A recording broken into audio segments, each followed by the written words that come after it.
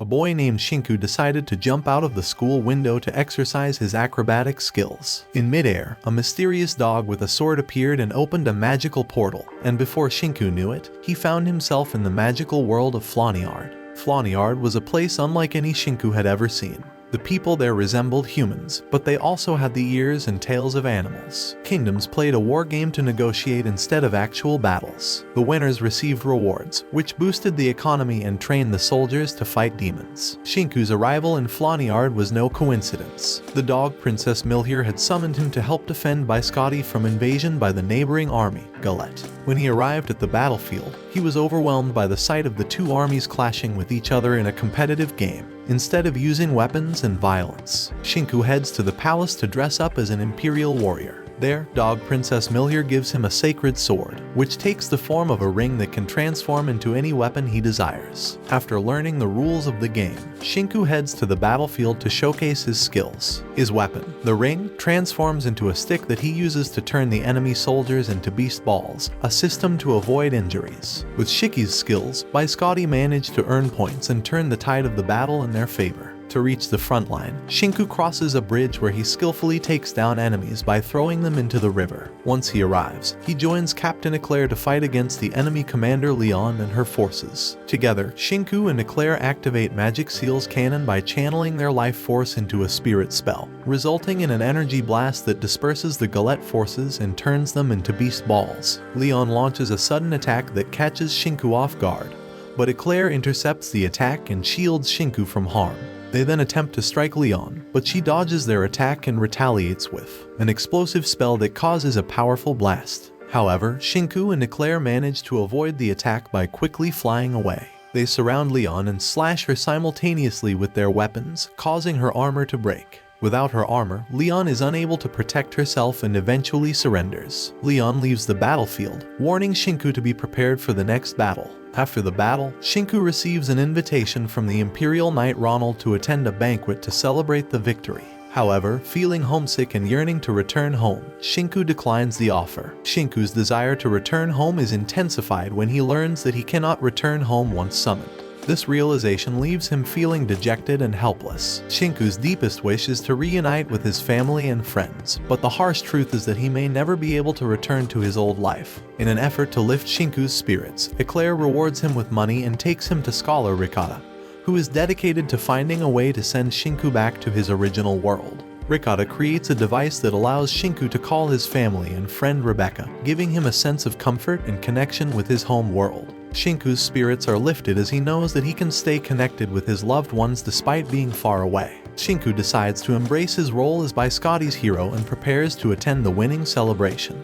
However, the joyous occasion is disrupted when Gaul, the younger brother of Leon, broadcasts his trio of bodyguards taking the dog princess away. They then reveal Gaul's challenge against Shinku, revealing he must rescue the princess. When Shinku accepts the challenge to rescue the kidnapped princess, Eclair is initially frustrated with him for taking such a drastic action that could have serious consequences. Despite her anger, Shinku and Eclair ride their bird-like creatures towards the enemy's castle to rescue the princess. Knowing that it's impossible for just two people to deal with the entire army, Ricotta unleashes artillery bombardment on Galette's forces, allowing Shinku and Eclair to breach their defense line and engage in battle. The battle rages on as Shinku and Eclair fight fiercely against the enemy soldiers. However, the tide of the battle changes when Galette's forces locate Ricotta and force her to surrender, leading to the bombardment stopping and the enemy cornering Shinku and Eclair. Despite the odds stacked against them, Shinku and Eclair refuse to surrender and fight back with all their courage. However, Shinku's stubbornness and unwillingness to surrender lead the enemy knights to attack him all at once. Just as things are looking bleak for Shinku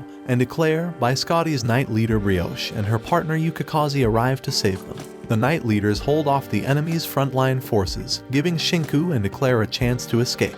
As they reach the castle gate, Shinku and Eclair encounter Gaul's trio of bodyguards. Eclair takes care of them, and Shinku enters the palace to face off with Gaul, who is waiting for his arrival. As the duel between Shinku and Gaul begins, they both rush forward to attack each other. Gaul blocks Shinku's attack with his spear, and their weapons clash with equal force. However, Shinku's strength corners him and breaks Gaul's spear. In retaliation, Gaul activates his claw power to strike, pushing Shinku away. The explosive energy released by Gaul causes Shinku to fall to the ground. However, before getting hit, Shinku uses a defensive position that protects him from harm and helps him to stand up quickly. After recovering, Shinku turns his stick into a short spear and a dagger and combines it with magical power to overpower Gaul. However, their fight is abruptly interrupted by the sudden entrance of Leon, who is angry and stops their duel. Leon is frustrated with Gaul's actions and frees the dog princess, apologizing for her brother's behavior. In order to reach the celebration before it begins, Shinku uses his life force to create a flying board, based on Gaul's ability to create magic claws. The board allows them to speed up and cover more distance in less time. While they're heading back, the princess expresses her doubts and worries about her capabilities as a leader. Shinku, being the hero he is, uplifts the princess's spirits by giving her words of encouragement. He assures her that she can be a good leader and that she has the potential to lead her kingdom towards success. As Shinku continues to motivate and reassure her, the bond between the two of them grows even stronger. Milhier honors Shinku and the Knight Squad for their heroic contributions in rescuing her. Brioche and Yukikaze got so impressed by Shinku's skills that they later reveal a rumor that a hero can return home after fulfilling his duties. This news brings Shinku great relief, and he begins to feel hopeful about returning home to his family and friends. Later that evening, Shinku dresses up to meet with the dog princess. During dinner, she praises him for his never-give-up attitude and his determination to fight to the fullest. She explains that these very qualities have earned him the honor of becoming a true hero. Shinku is moved by her kind words, and they both look up at the starry sky together. From that moment on, a bond began to form between them as they spent more and more time together. But their peaceful days were about to be shattered when Leon challenges Biscotti to a war, with the stakes being 2 sacred swords from each kingdom. This puts immense pressure on Milhier, who is forced to wager 2 sacred swords of Biscotti to match the challenge. The gravity of the situation leaves her in despair and shock, causing her to call a meeting with the Royal Council to discuss the matter. As Milhier struggles to cope with the situation, Shinku receives a message from Gaul asking to meet him.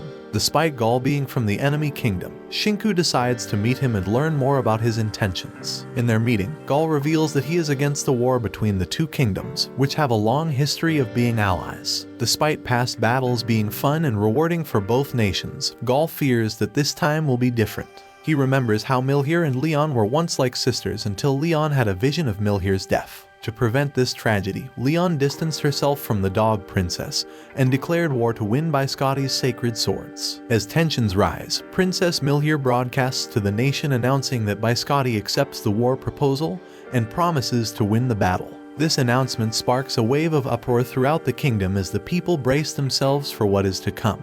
On the day of the battle, the skies above Flaniard are filled with the deafening roar of 20,000 Biscotti troops marching towards Galette's floating fort. The tension in the air is palpable as both sides prepare for the epic war. The commentators signal the start of the battle, and the clash of swords and shields echoes across the battlefield.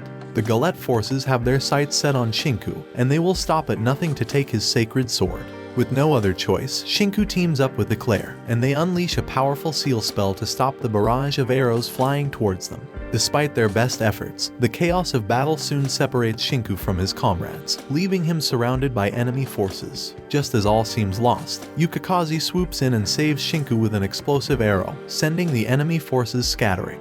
The Biscotti Knights regroup to protect the dog princess, using a clever spell to disguise her as Ricotta and allowing her to fight without detection.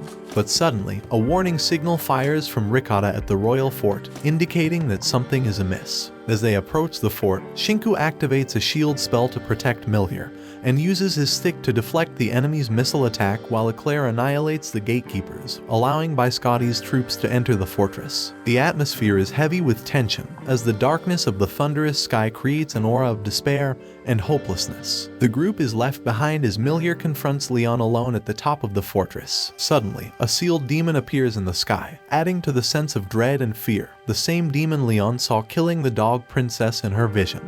The powerful demon is unleashed from its seal, wreaking havoc on the battlefield. Amid the destruction, Shinku musters all his courage and climbs to the top of the fortress to save Milhier from the demon's grasp. There, he finds Leon gravely wounded and the demon devouring Milhier's power, determined to consume her completely. With her life on the line, Shinku must act fast and use all his strength to protect her from the demon's deadly grip. As Shinku hurtles towards the powerful demon on his flying board, his heart races with the knowledge that his beloved Milhier is in grave danger. But the demon is not about to give up easily, and it throws all manner of obstacles in Shinku's path. Despite the odds, Shinku refuses to back down, his resolve to save Milhier growing stronger with every passing moment. He engages the demon in an epic battle, using his sacred sword to strike at its multiple tentacles with all his might. But the demon unleashes a devastating attack that leaves Shinku bleeding and battered. Desperate to protect himself, he uses his flying board as a shield and prepares to strike back with all the strength he can muster. Shinku is suddenly distracted by the sight of Milhier trapped in a round barrier. With a cry of anguish, he rushes to her side and implores her to wake up. To his amazement, Milhier suddenly breaks free from the barrier, and their sacred sword magically heals their wounds. Together, they launch a fierce counterattack against the demon, determined to end its reign of terror once and for all. But as the battle reaches its climax, Shinku is forced to confront a heartbreaking truth. The demon was once a fox cub deity, cursed to turn evil after being stabbed with a wicked sword. Shinku is determined to save the poor creature, but removing the demonic sword from its body will put him in grave danger. With courage and determination, Shinku pulls the cursed sword from the demon's body, releasing the curse and returning the fox cub to its former self. As the battle comes to a close, Shinku and Eclair rush to protect the wounded Milhier from any remaining danger. Suddenly, a broadcast echoes across both nations, and Leon announces an end to the conflict. The decision allows Shinku to witness a heartfelt reunion between Milhier and Leon, once again like sisters. As the days in Flaniard draw to a close, Shinku is met with bittersweet emotions as he spends his remaining time with his friends. However, his heart aches with sorrow as Ricotta delivers a crushing revelation. He can return to his homeland, but at the cost of losing all his memories and experiences in Flaniard. Though devastated, Shinku remains determined to cherish his last moments with his friends and requests Ricotta to keep the truth a secret to spare them from the pain of his departure. Shinku makes the most of his remaining time and creates unforgettable memories with his friends. The eve of his departure brings a tearful but joyous farewell party arranged by Milhier. In his heartfelt speech, Shinku thanks his friends for their unwavering support and promises to return to Flaniard soon. As Shinku prepares to leave Flaniard behind, he cannot help but feel a deep sadness in his heart. He returns the sacred sword to Milhier and gives his belongings to his friends, hoping they will remember him always. But it is the goodbye to his beloved princess that truly breaks his heart. As they confess their love to each other, the teleportation circle activates, whisking Shinku away. Back in his world, Shinku wakes up in his bed with tears in his eyes, unable to recall his magical adventures in Flaniard. Despite returning to his everyday life with family and friends, he feels a hollow emptiness inside. The world seems dull and lifeless without the vibrant colors and excitement of Flaniard. But one day, under a cherry blossom tree, he encounters a dog carrying a sacred ring. Suddenly, his memories of Flaniard come flooding back, and his heart fills with joy. Renewing his vow to visit Flaniard soon, Shinku knows that he will never forget the friends and memories he made in that magical world. Watch this next video. See you on the next one.